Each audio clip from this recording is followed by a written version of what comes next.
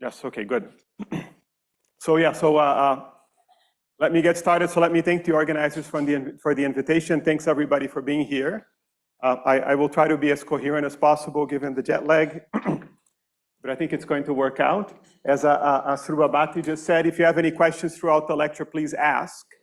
And my plan for this first lecture is to give you sort of an overall introduction with some discussion of the history of neutrinos as well. And it is possible that everything that I'll say today you have seen before, which is good because that means you know the material very, very well. But hopefully you get to hear it in a slightly different way, and we can all get some different appreciation for what's going on. So let me get started. This is on Zoom. Is there a pointer, or can I just use the mouse? Okay.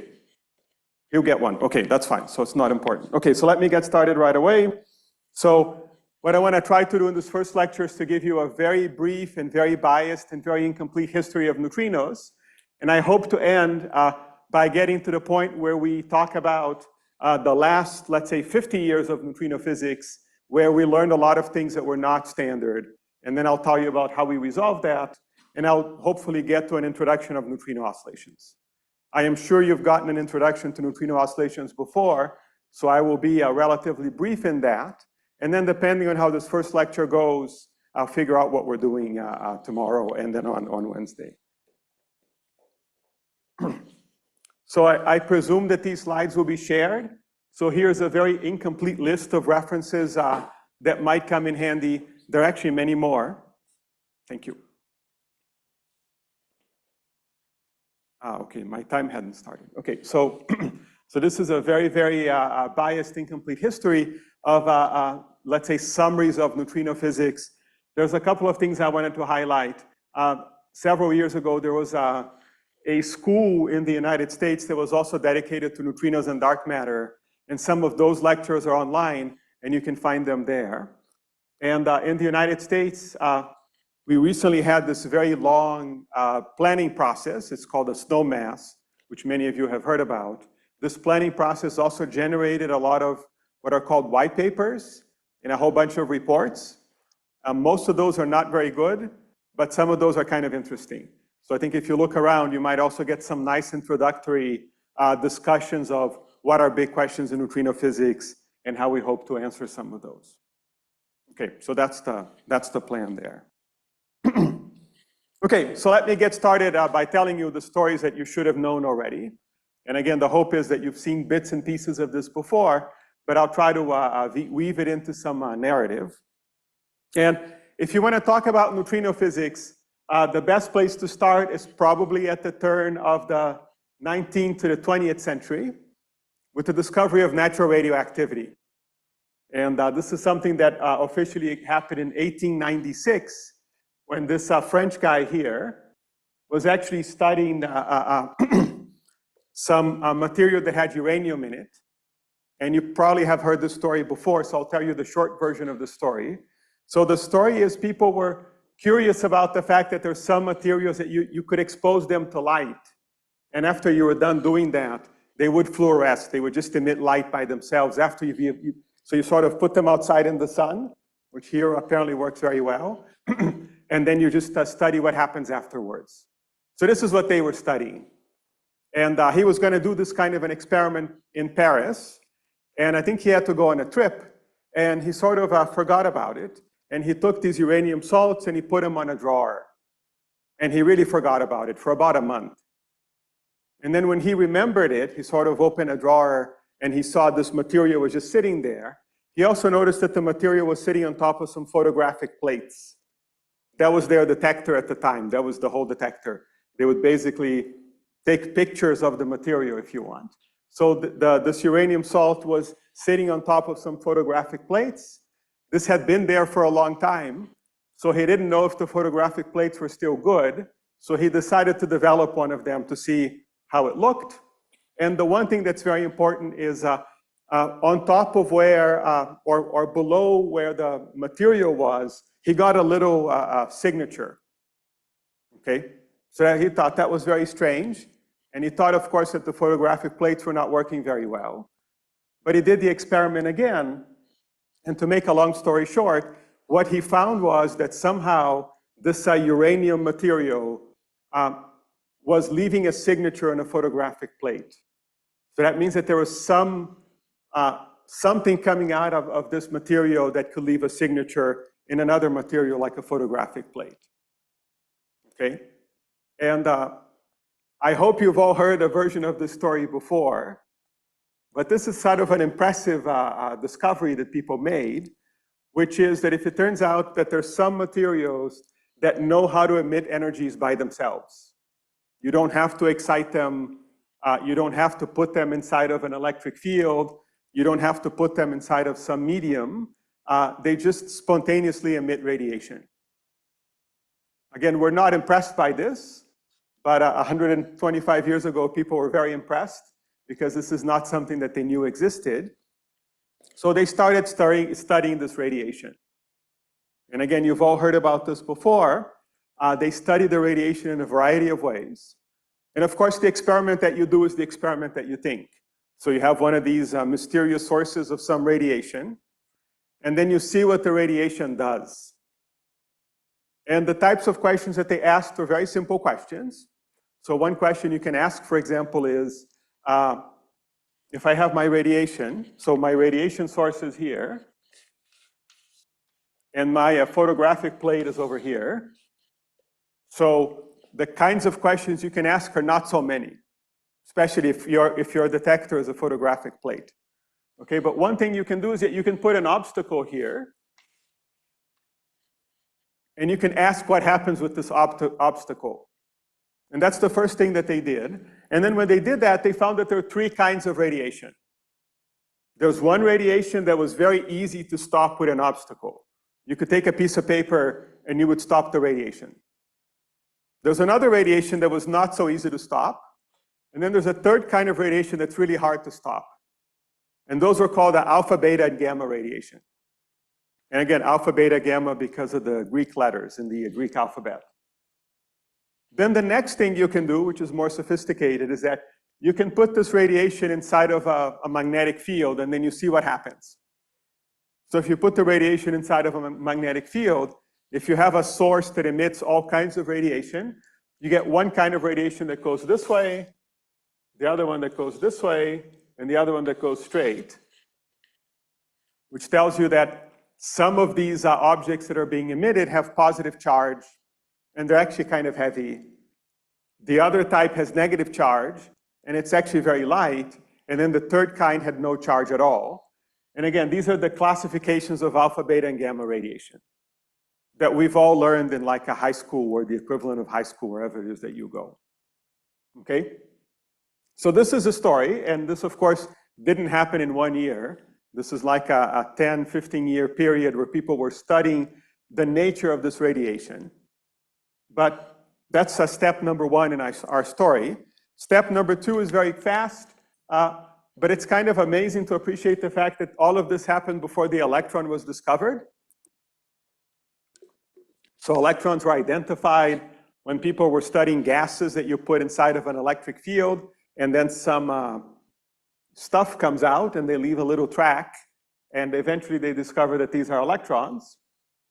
And the next step in our story goes back to the radiation again. And it had to do with around 1910, when people were studying this radiation, they also got a little bit better. And for example, once you can identify that this radiation can curve in a magnetic field, you can do more sophisticated things. So for example, we know that the amount of curvature that the radiation will get is proportional to the momentum of whatever is making up that radiation. So you can use that to measure the energy spectrum of the radiation. People already knew about that in terms of, say, atomic spectra, right? You have these atomic spectra, and you get these photons with a very specific line, with a very specific energy. So you can do the same thing for the radiation that's being emitted by some material. And what you get is, for the alpha radiation, is that the alpha radiation has some nice quantized spectrum, which is something that you might see, right? So you get a peak at a certain energy, a peak at a different energy, and lots of different peaks like that. And the interesting question that people were worried about is that when it came to this beta radiation, the beta spectrum was continuous. And this is something that you may have heard about. It's kind of important. So basically,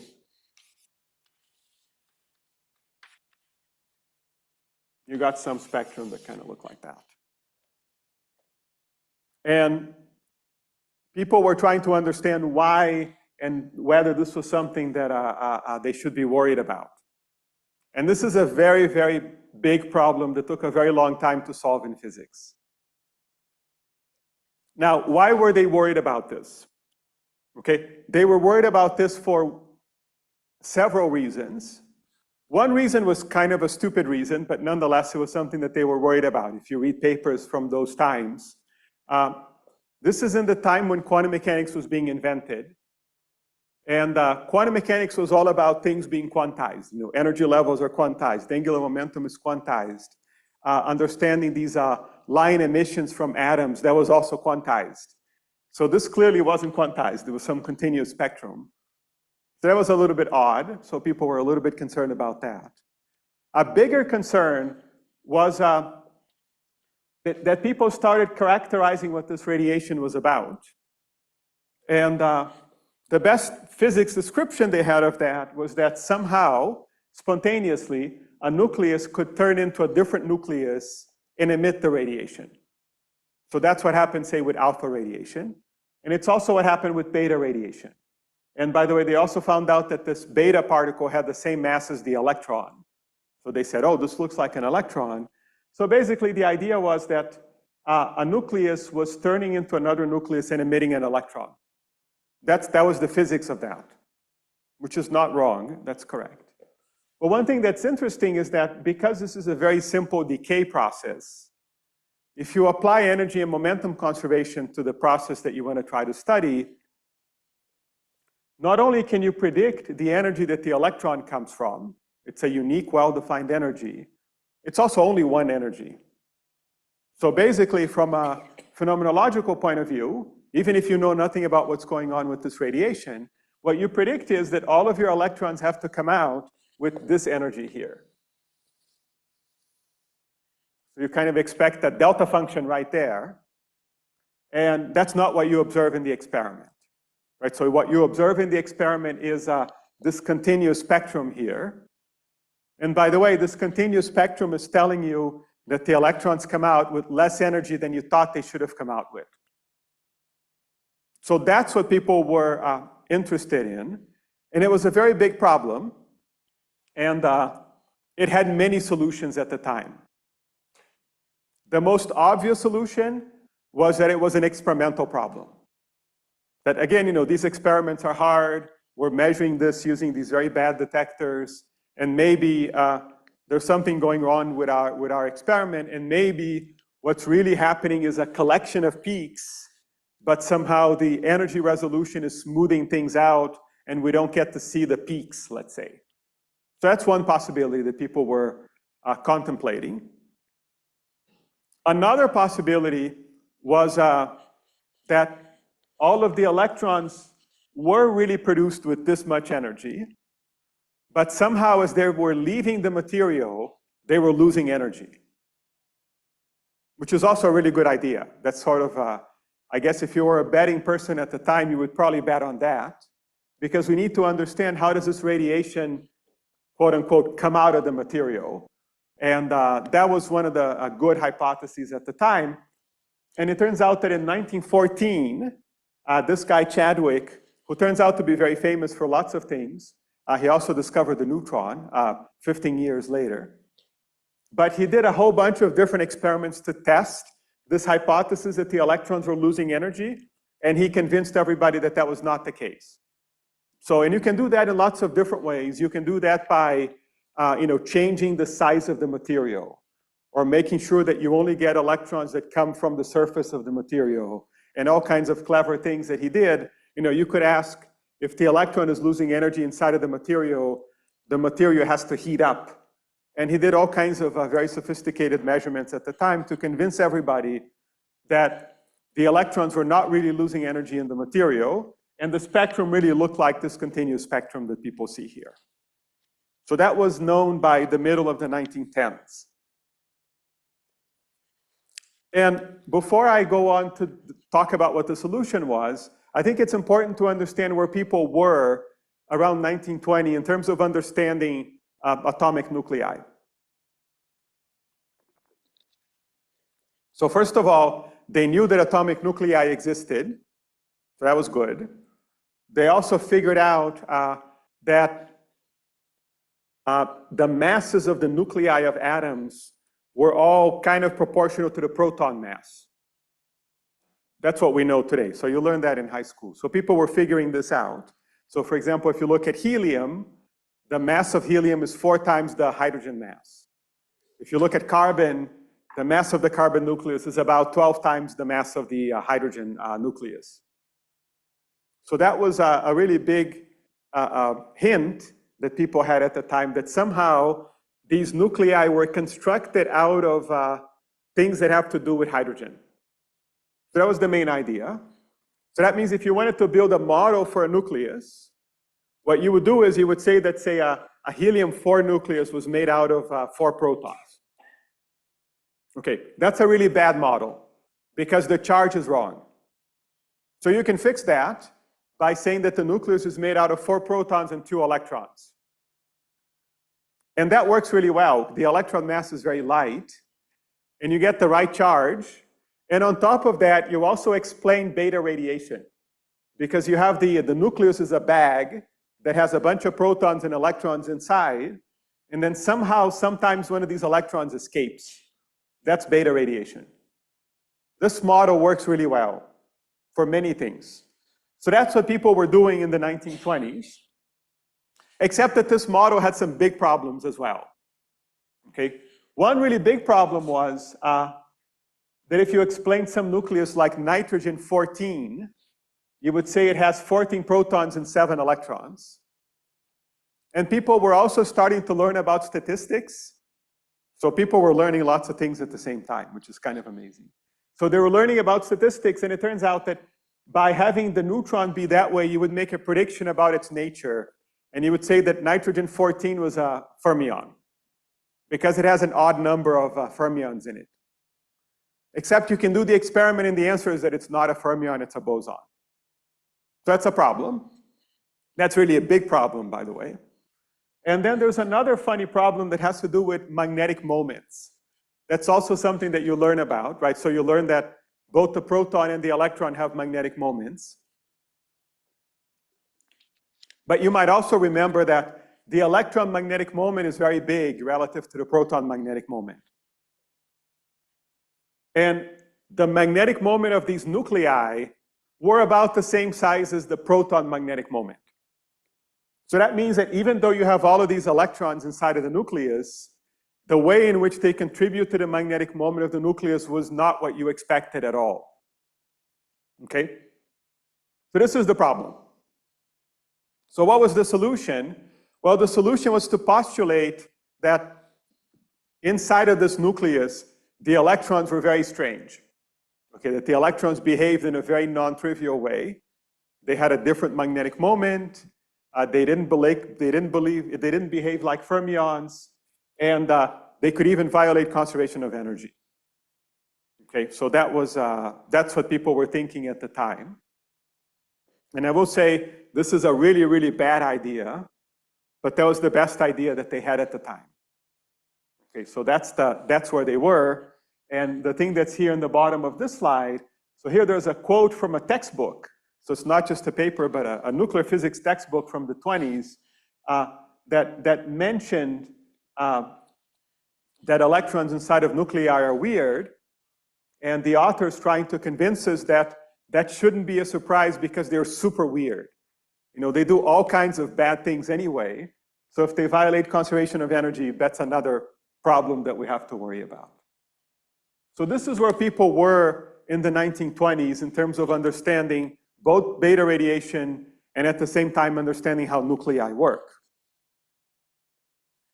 So everything changes in 1930, where we actually learn lots of things and we have a very good idea. And the idea, of course, is something that you've all heard before, but I'll tell you the story anyway. So this is in December of 1930. Pauli proposed a solution to explain the problems with beta radiation. And at the same time, he also tried to explain why we got the spin statistics of nuclei wrong with this nuclear model. So this is where the story starts. And of course, this is another very famous anecdote in physics. So you've all seen this before, so I'll tell you about that in a minute. But the idea was there's going to be a nuclear physics meeting in December of 1930. And for some reason, Pauli couldn't go to the meeting. So he wrote a letter. He gave it to his friend. His friend went to the meeting, and then he read the letter in the meeting. So that's sort of how meetings went back then, seemingly. Okay? So this is the letter that he wrote. And this letter has a lot of very, very important things. The most important thing is that the letter is in German. So I had to translate it, and that's the English version of that. I didn't do it myself. I followed by cheating somewhere. But the letter has different pieces to it, and it reads like a paper, almost all of it. So the first step of the letter is that it tells you what the problem is, and that's the problem I've been telling you about. So the big problem is I want to explain the wrong statistics of nuclei like nitrogen-14 and lithium-6, and he also wants to explain this problem of this continuous beta spectrum. I want to say this Pauli is the same Pauli from the spin statistics theorem. So he really cares about fermions versus bosons. This is sort of the thing that he came up with. So this is his problem. That's, by the way, the alternation law is this Fermi statistics thing that he was talking about. So this is the problem he wants to solve. And the way he solves that is that he's going to invent a new particle, which again happens all the time in physics papers today. And this new particle is neutral. So of course he called this new particle a neutron. He also says this new particle has to have spin 1/2, and he's postulating that this particle also lives inside of a nucleus. So that's the model. So now the nucleus just got more complicated. Now it has electrons, protons, and neutrons inside. The neutrons also have spin 1/2, and they do that in a way that it makes fermions, fermions, and bosons, bosons. So it solves that problem. On top of that, when you have the beta radiation, instead of having this physics process here, you actually add another particle, so you make it into a 3-body decay by emitting this neutron particle that he also came up with. And by doing that, you explain very, very naturally why this happens. Because you have energy that's shared by these two particles, and you're only measuring that one. Okay, so that's his model. And that's how it solves all the problems. And then Pauli, if you continue reading the letter, also does a little bit of phenomenology. He mentions, for example, that we've never seen this particle before, so it better be very hard to detect. It doesn't seem to mess up the mass balance of the equation, so it probably means that this thing is pretty light. He postulated it had to be lighter than the electron, for example, which turns out to be correct. And then, of course, he also had some issues about the fact that maybe this particle was not going to be possible to detect. And he has some concerns about that. So if you continue reading the letter, he's talking about all these things.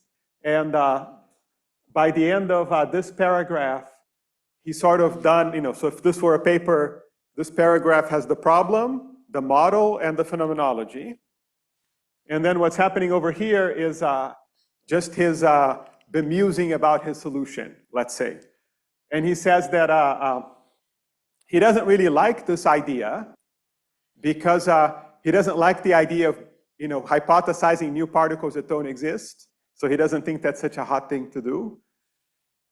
He also worries that this might be very, very hard to test experimentally. But on the other hand, he appreciates the fact that this is a really big problem. And he thinks that this is, it's called a desperate solution to a really big problem because it now preserves the spin statistics theorem and it preserves energy conservation. So he thinks it's a worthwhile model to be thinking about. Then the very last thing that happens in this letter, by the way, he explains why he didn't go to the meeting. And some people say he didn't go to the meeting because he was afraid that people would yell at him and call him names because this was such a stupid idea. Nobody has any confirmation of that. His answer is, I think he had to go to a party. So he had another engagement and he couldn't make it to the meeting, but that's why he wrote this. So this is what Pauli did. He invented a new particle. So this is in December of 1930. And then something amazing happened pretty quickly. And what happens is in 1932, there's an experiment also done by Chadwick where he discovered that the nucleus does have another kind of radiation. So it's not just alpha, beta, gamma radiation, but there's another neutral radiation that comes out of nuclei that's actually very heavy. So it's the gamma radiation they found out is a photon, but this other radiation is very heavy. So what Chadwick did was to discover the neutron. And the neutron has about the same mass as the proton. So that was a big, big revolution for nuclear physics.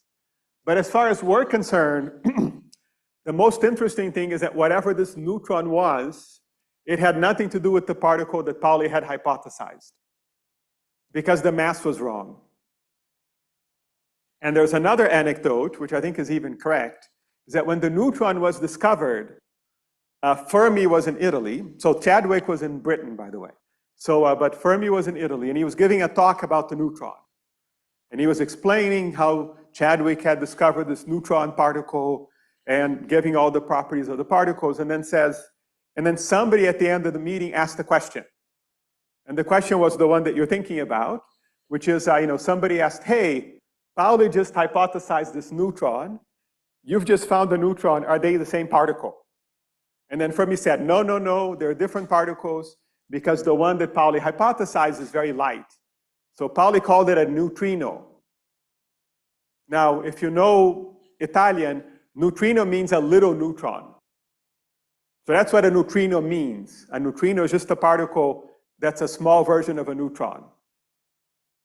If you know enough particle physics, this is kind of weird, because this INO suffix is an Italian language thing, and it really means just small. You can use it for other words as well. To call it a little something, you would use this ino suffix at the end. And of course, particle physics stole that, and now ino kind of means fermion, right? So if you've studied things like supersymmetry, you have a photon and then you have a photino, which is not a small photon, but it's a fermion version of a photon. And we do that with all kinds, like a gluon and a gluino. So that's one of these interesting things that happen over 100 years or so. So Fermi did also something very important, is that he was the first one to write down a theory for beta decay. And this is in 1934. And so first of all, when the neutrons are discovered, people turn nuclear physics upside down and they say that, hey, probably we want to make nuclei be made out of protons and neutrons, and everything works out perfectly. So that's good. So we still stick to that. And what Fermi also postulated was that beta decay was something that neutrons did, is that a neutron would convert into a proton, an electron, and this other particle that's the neutrino. So Fermi did one better than that. And what he did was, he wrote down a theory or a Hamiltonian that would allow you to calculate this neutron process, this neutron decay process. So that's the Hamiltonian that he wrote, and this is in some more modern language. And along the way, he also did something absolutely amazing, which is important to kind of appreciate from a history point of view, which is he postulated that neutrons were not made out of anything. Neutrons were neutrons. But there was a physics process where a neutron could spontaneously convert into a proton. And you could spontaneously create an electron and a neutrino. Okay, so he invented this interaction that would violate the kind of particle that we were thinking about. This is not completely new, because again, this is in 1930 now. We were starting to, in quotes, invent quantum field theory. So for example, we were familiar with the fact that you could spontaneously produce photons. And we know how to do that, so atomic nuclei, when when electrons from an atom change from one orbital to another, they emit photons. And we made peace with that, even though that's weird, but that's how it works. They can also absorb photons, so photons can be created and destroyed. One thing that we also had at the same time was the Dirac equation. So that means we could convert, let's say, electromagnetic radiation into an electron and a positron. So we could create an electron-positron pair from energy. So what Pauli generalized this was to say that it was possible to have currents that not only allow you to create a particle and an antiparticle, but they allow you to create two different kinds of particles at the same time. So this is so-called a charge current reaction, which of course we all know about. So it's kind of a really big deal. It's philosophically confusing, but at least it's something we were not super unfamiliar with. But what's really important about this Hamiltonian is that it's now more quantitative. So that means that not only you can calculate how the neutron decays, but you can also calculate what happens if one of these neutrinos comes in and hits a proton. So when a neutrino comes in and hits a proton, it can actually produce a positron and a neutron. That's just the inverse neutron decay. But you can now calculate the rate, because now you have a quantitative theory. You can calculate the cross-section. And again, in the mid-1930s, people did that, and the cross-section turned out to be really, really, really, really, really small. Okay? So that was the challenge, is that somehow, if these neutrinos existed in the 1930s, it was very clear that detecting them would be absolutely impossible. So there's nothing we can do about it. It's just not possible to do that. So that's where people were in the 1930s. So the 1930s had another very exciting development that's very important for particle physics and also for neutrino physics, which has to do with a different problem, which is now you have a model where the nucleus is protons and neutrons. So the obvious question is, how do they stay stuck together like that? Especially the protons that have the same charge and they like to repel. So what keeps them together? And of course, the solution to that was this model proposed by Yukawa in Japan, where he invented a new force. There was a very short-range force that was mediated by some photon-like particle that he called a pion. He didn't call it a pion, he called it a meson. And the mass of the meson was calculated from the range of this nuclear force, and the mass of this meson was about 100 MeV. Okay. By the way, it's called a meson. Do you know why it's called a meson? Yeah, medium. And it's medium because the mass is between the electron mass and the proton mass. So it's not a very deep name, but that's the name. And of course, we now have B mesons that have a mass that's way heavier than the proton, but that's okay. So that was the Yukawa meson was invented. And then 1 year later, people were studying cosmic rays and they found a particle. And that particle had a mass that was at 100 MeV, which is absolutely amazing, right? That you would postulate a new particle with a mass of 100 MeV, and then would go out, do the experiment, and find a particle with a mass of 100 MeV. But it turned out that that was a problem, because whatever that particle did, it didn't do the thing that the Yukawa meson was supposed to do. It was wrong. It wasn't behaving in the right way. And the problem was, this particle was being produced when cosmic rays hit the atmosphere. And somehow, if you put a detector all the way on the Earth, you could see that particle, which by itself is kind of nice. But the problem is, this should not be allowed, because this meson really likes to talk to neutrons and to protons, and the atmosphere has a lot of those. So there's no way that this meson could find its way to the ground, all the way from the atmosphere. It was just not possible. But that was a really big problem. And this problem took a long time for people to sort out. And the solution turned out to be really stupid but correct, which was that you actually would produce the Yukawa meson, but the Yukawa meson would decay into another particle. And then that particle was the thing that reached the ground. That's called the two meson hypothesis. So you had two mesons One that had to do with this nuclear force. The other one was the decay of the first meson, which is a really, it doesn't feel like it's something that should happen, but that's exactly what happened. And of course, this issue was resolved in the 1940s. There's a very big gap in the history here, which of course is not because the scientists were lazy. It's mostly because of the war. So the war was happening and that was a problem. So this two meson hypothesis was very important and it turned out to be correct. And it solved both the pion and the meson and the muon. So I'm skipping that. All right. So now we're past to the Second World War. And a very important thing that happened after the Second World War was that we started doing we learned a lot about nuclear physics. And one thing that happened, actually two different things happened, and they're both related with the Manhattan Project in the United States. Okay, the first one, of course, is that they created this atomic bomb. And the second thing that happened was they created nuclear reactors. So what people figured out was that all of a sudden, you could go back to the likelihood of detecting a neutrino, which was completely impossible before the war. And that became very, very hard, but possible after the war, just because we found out that we can come up with very, very intense sources of neutrinos. So that's what people came up with.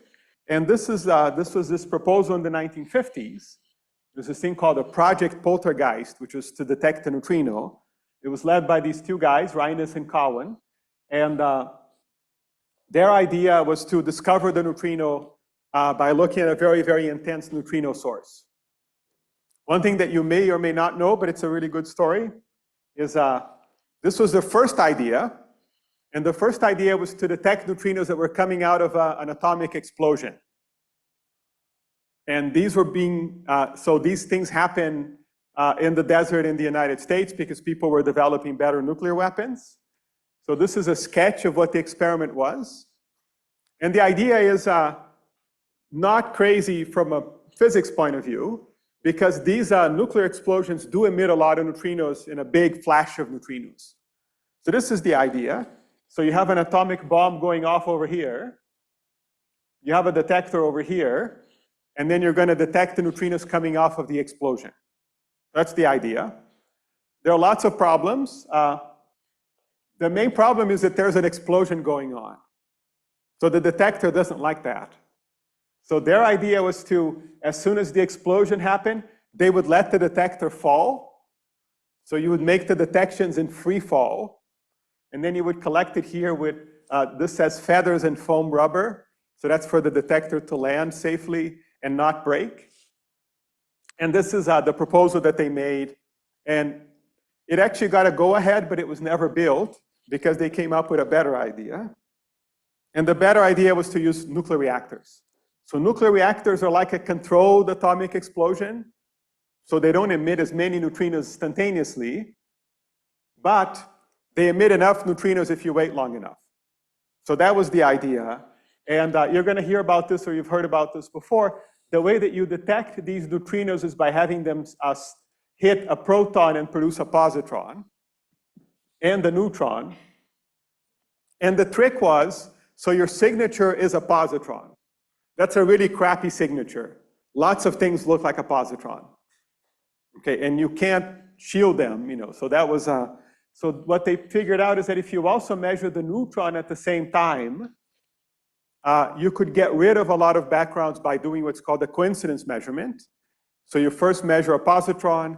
You know how much time the neutron is going to move around before it gets detected. It's a few microseconds. So by having this coincidence measurement, they actually managed to discover neutrinos, which is kind of neat. And that was a very, very hard experiment. And they finally got results for that in the 1950s, in the late 1950s. That, by the way, is it's a Nobel Prize winning experiment. It just took a really long time for them to get the Nobel Prize for that.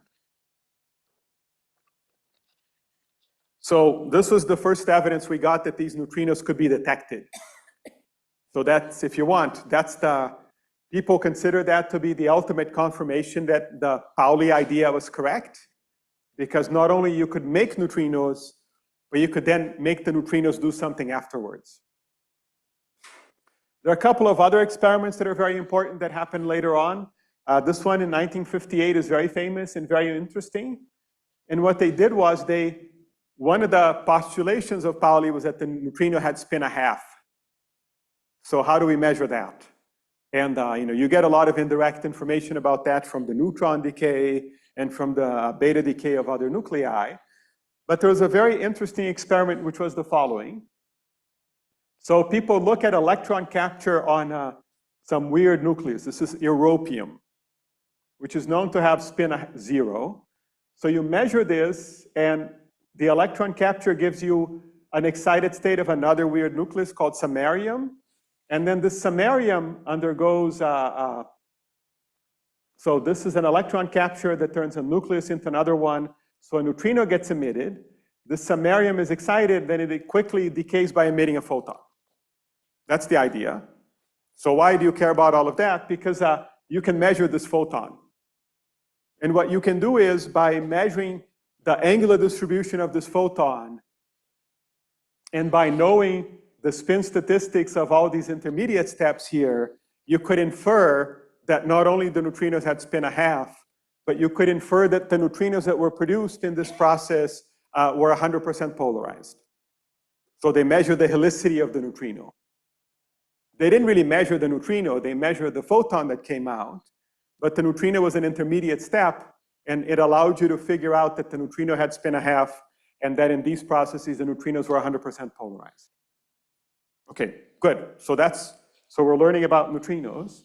Then a little bit afterwards, there's another very famous development which is important for neutrino physics today, which is that we found out that there's more than one neutrino. And how did we learn that? And the important bit of the story is the pion. So we go back to the pion, or we talk about the muon. So again, the pion was the Yukawa meson.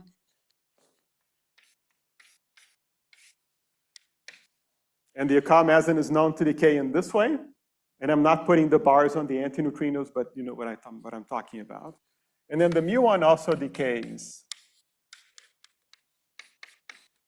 And it decays this way. This was all very well known. Okay, this, by the way, is a very important reaction. But now people were interested in what this muon was. And this muon is a very famous particle. So it's the first second-generation particle that we ever discovered. And the muon looks like an electron, but it's heavier. Okay, when all of this was discovered, there's a very famous quote, which may or may not be correct, that somebody said, who ordered that? Which is, why do muons exist? They don't seem to do anything useful. But nonetheless, they exist, and they look like an electron, and then they decay in this way. So the key question is, what is this muon? What is this thing that we have found that does not participate in nuclear reactions, and it has all the properties of the electron, but it's heavier? So people had lots of ideas about that. The most obvious idea was that maybe the muon is like an excited electron. Just like we can have a nucleus that we can excite, and it becomes the same version of the same nucleus, but it's a little bit heavier. Maybe the muon is something like that, right? So that's a good idea. And what we know about excited nuclei is that they can de-excite by emitting gamma rays. So a very good question is, does this happen?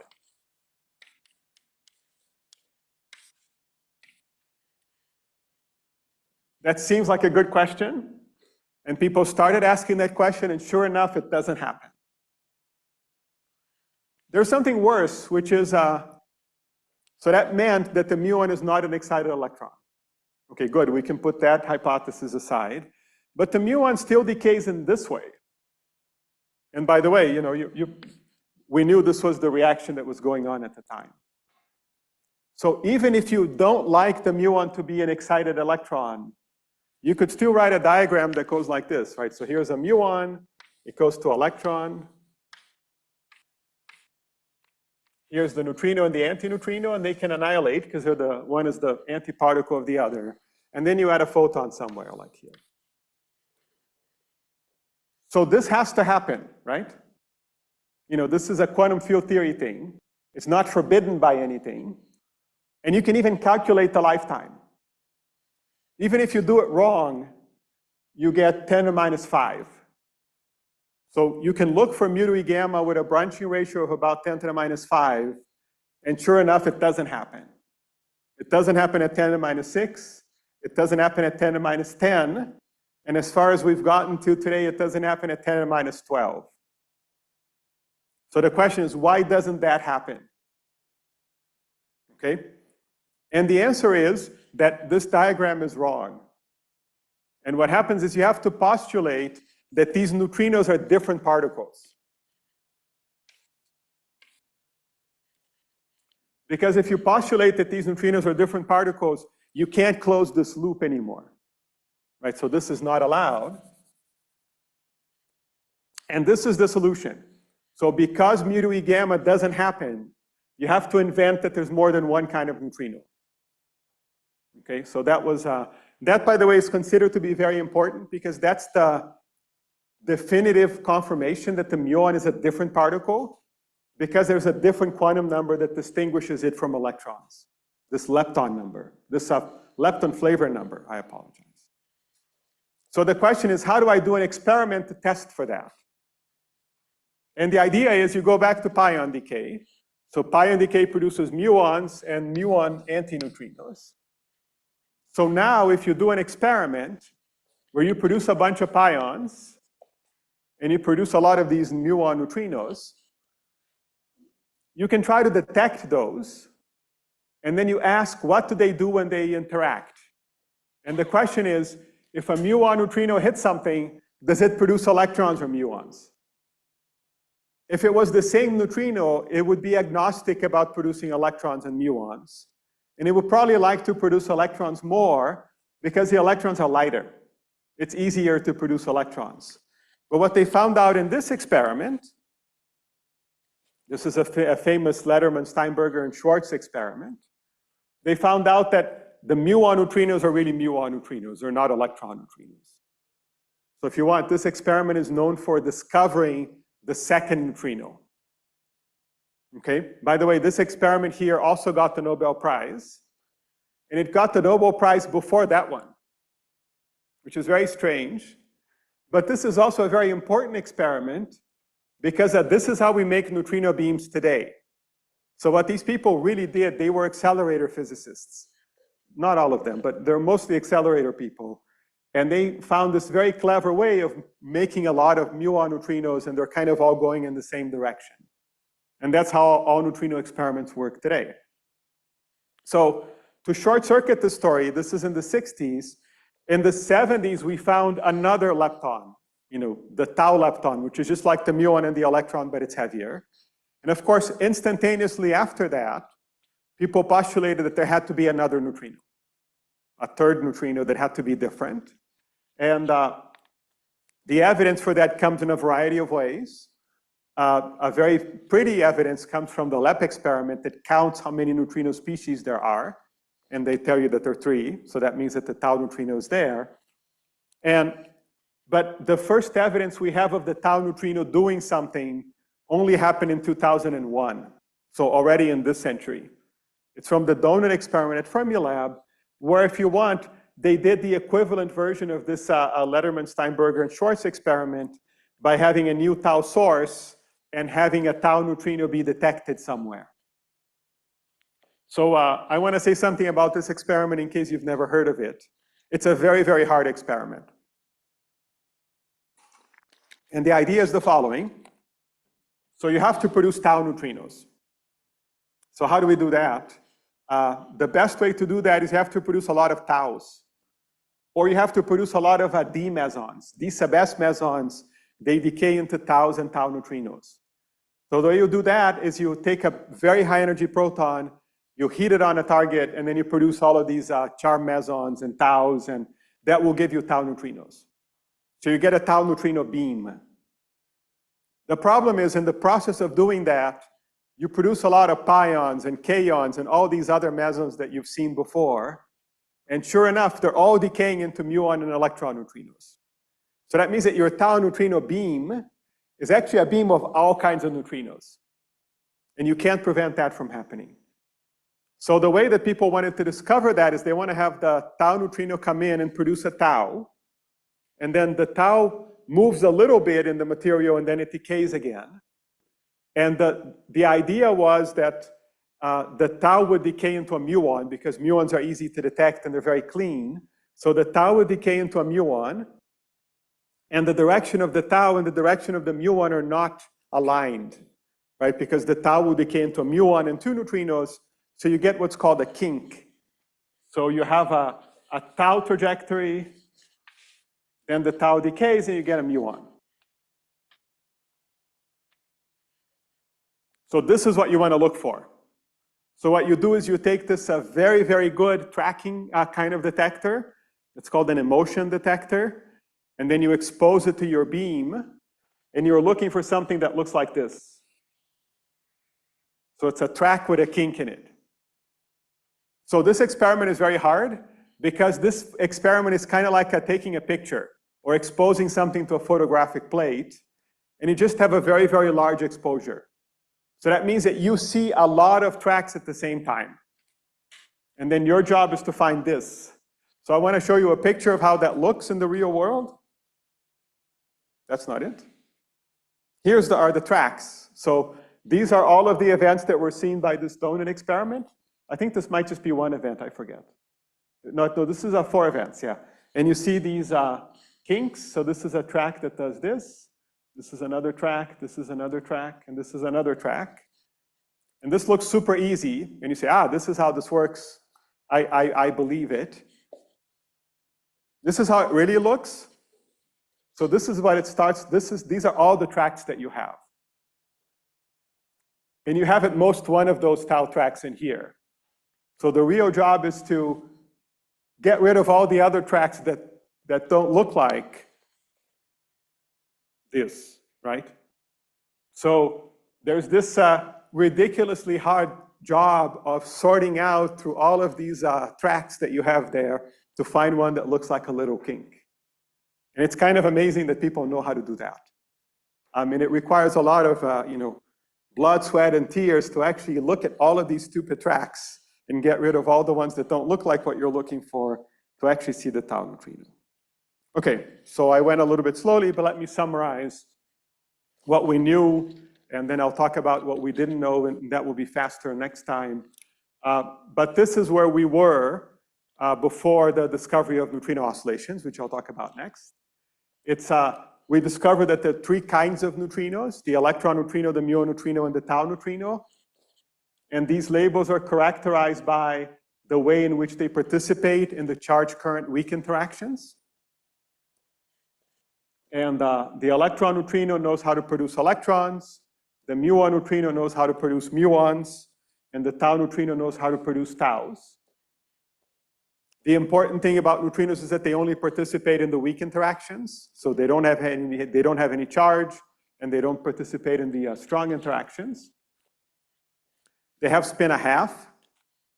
There's a couple of important things that people will also talk about in other lectures, which is because they only participate in the weak interactions, and because the weak interactions are maximally parity violating, that means that the weak interactions are these famous V minus A interactions.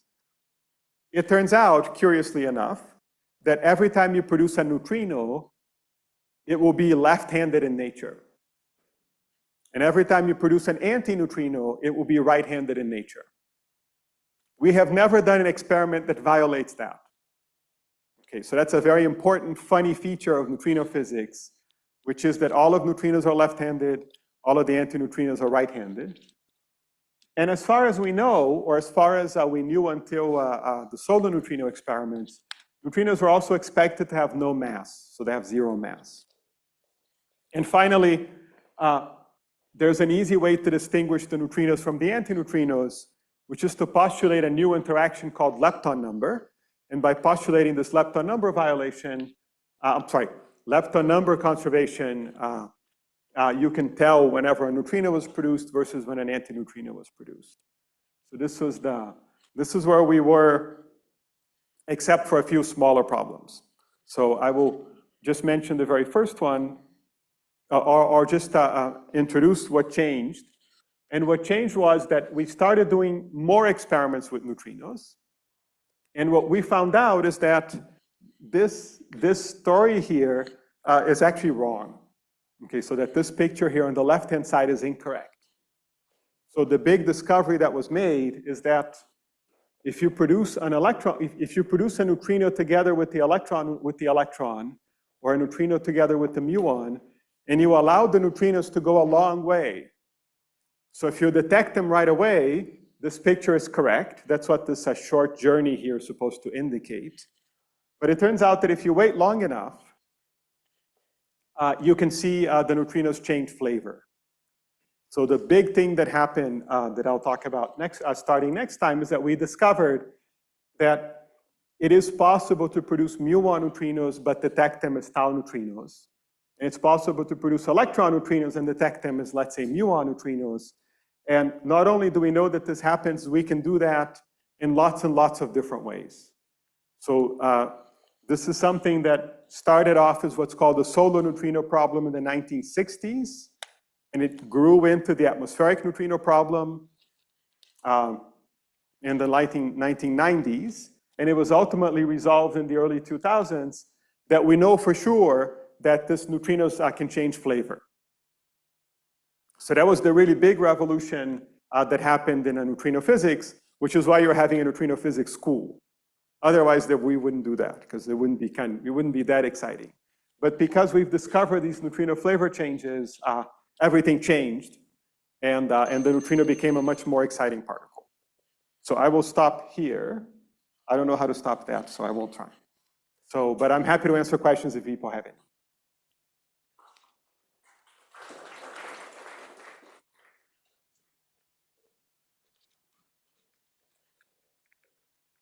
So any questions of any kind?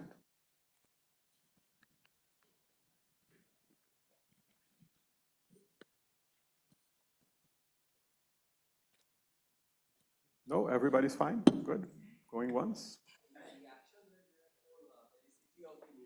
Yeah. Sumerium star has spin 1, while Sumerium in the ground state has spin 0. And spin is transferred to the photon. Exactly, yeah. That reaction, J is 1. Exactly, yeah. Yeah, that's the idea. So I hope I didn't write it wrong, but I'll check. You know, the idea is that you need to have enough information about angular momentum to convince yourself that the neutrino and photon are coming off back to back. And the interaction has to be very fast, yeah. And the angular momentum should be transferred to the photon. Absolutely, yeah. But in that reaction, it is J equal to 1. Yeah, so whatever is the right answer is the right answer. Whatever I wrote may not be the right answer. But I think that the idea is the important part, is that you have the electron gets absorbed. It's a charge current process. And then the neutrino, if you want, the way to look at that is that the electron gets absorbed and a photon and a neutrino get emitted. And you understand the angular momentum of the final state very well. So basically, even though you're only measuring the photon, you know that the photon neutrino have a specific angular momentum, which is the one from the photon, which is the one from the electron. And on top of that, the helicity of the neutrino gets translated into the angular distribution of the photon, plus the polarization of the photon. So yes, thank you. Yeah, that was. So there's one in the front here.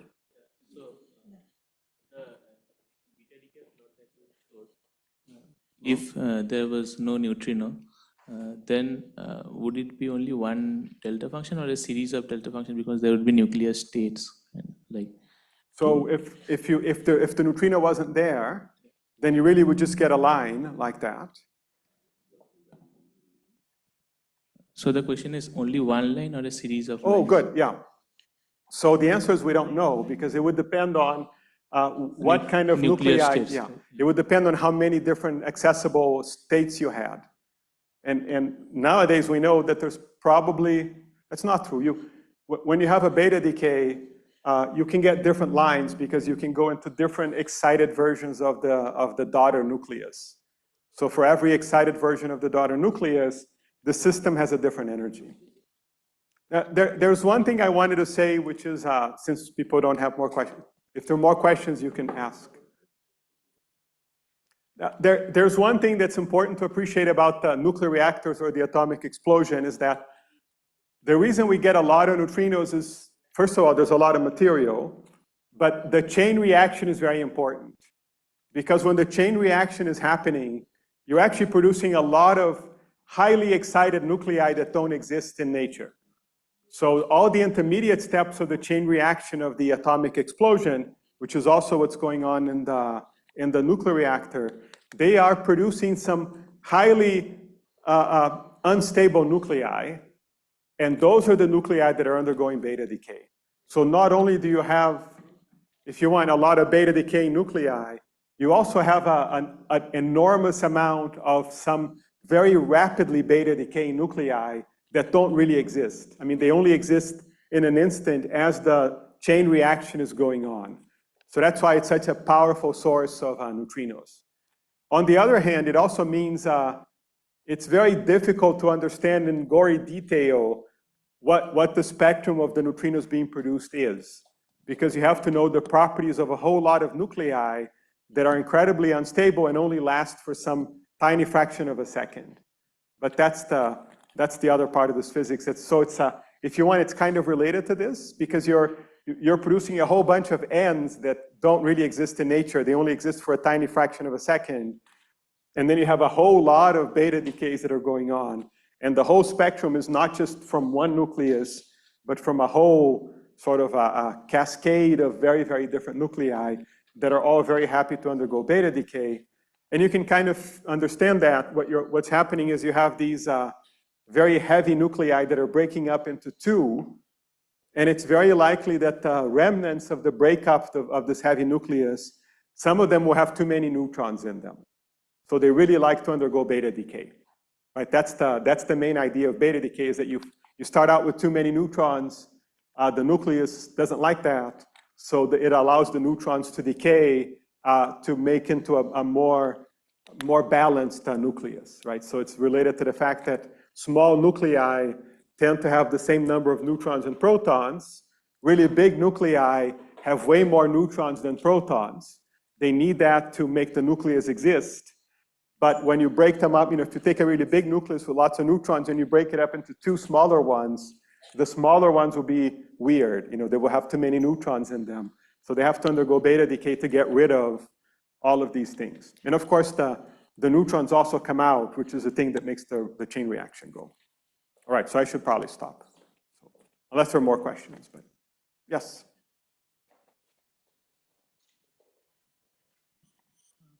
So can you comment about particle, antiparticle and their relationship with the helicity? Because we know that neutrino, antineutrino has different kind of interaction, but still we talk about that they are Majorana in nature. And the Majorana, we slightly say their particle equals to antiparticle, but the reaction is different. So, yeah, this is a very good question. It's something that will come up a lot, I think, both this week and next week. And I'm happy to say more about this when I talk about it, but I'll start out by saying that